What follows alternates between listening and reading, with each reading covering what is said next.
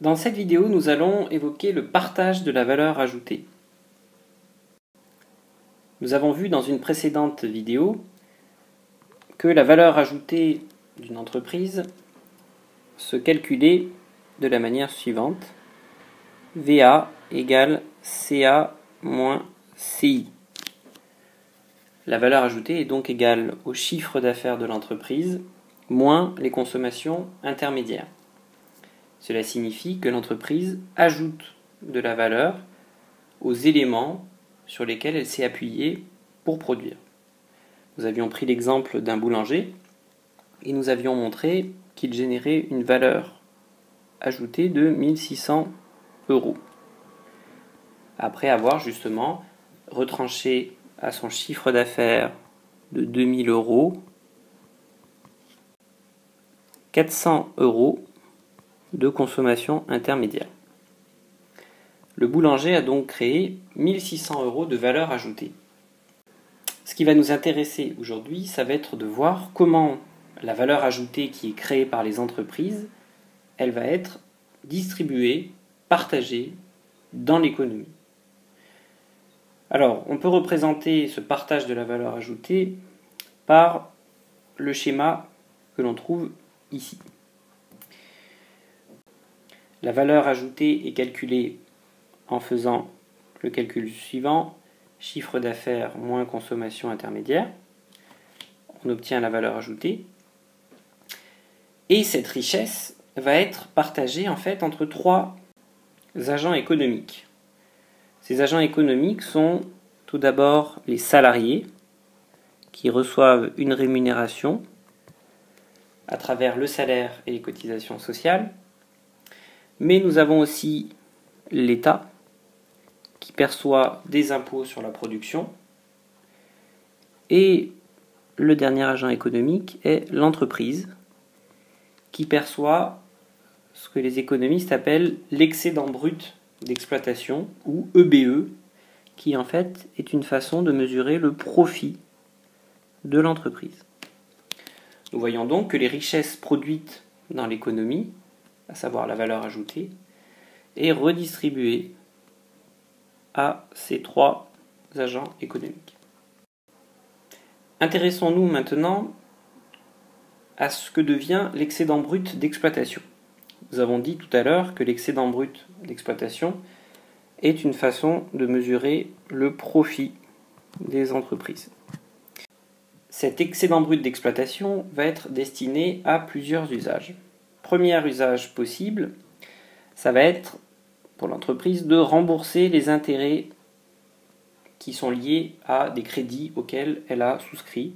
Il faut donc rembourser les prêts. Deuxième possibilité, deuxième usage, ce sont les dividendes qui sont versés aux actionnaires. En effet, si l'entreprise est détenue par des actionnaires, dans le cas d'une société, elle peut verser des dividendes qui rémunèrent la propriété de l'entreprise. Troisième usage, c'est l'impôt sur les sociétés. Alors cet impôt doit être réglé à l'État. Il est calculé en fonction du profit de l'entreprise. Enfin, dernier usage, c'est ce que l'on appelle l'épargne des entreprises. Alors cette épargne de l'entreprise, c'est ce qu'il reste après avoir réglé les intérêts, versé les dividendes et payé l'impôt sur les sociétés.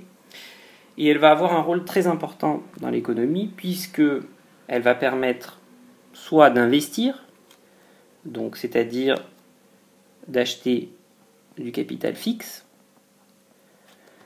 soit de faire des placements financiers, c'est-à-dire d'acheter des produits financiers, acheter des actions d'entreprise, acheter des obligations, afin d'obtenir une rémunération liée à la valeur de ces actions ou de ces obligations.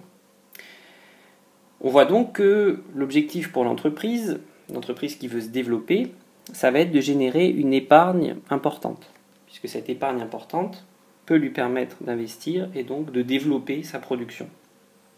En revanche, si le profit est faible, on voit bien qu'il va être difficile pour l'entreprise de pouvoir investir et de pouvoir donc développer son activité.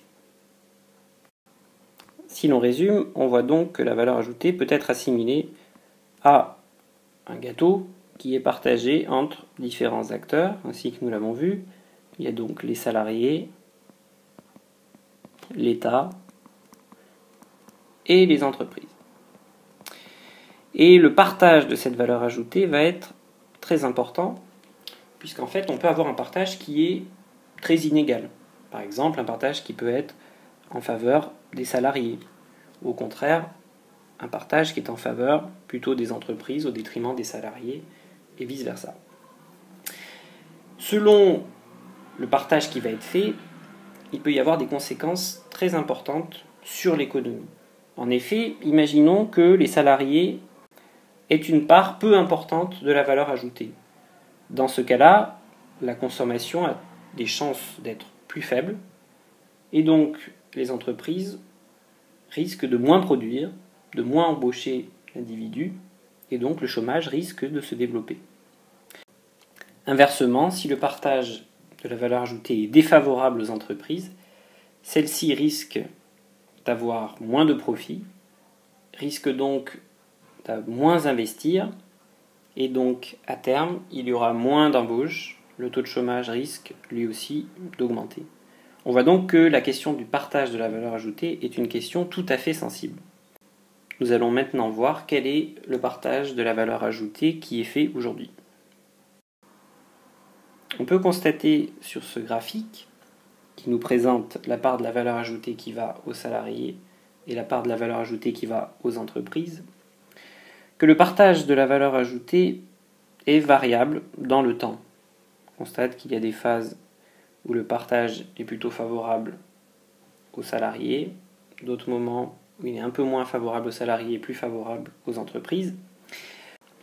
On constate qu'aujourd'hui, le partage est d'environ 31% de la valeur ajoutée qui va aux entreprises contre 65% qui va aux salariés, le reste allant à l'État. Et on voit que ce partage est relativement stable depuis le début des années 90 et la fin des années 80.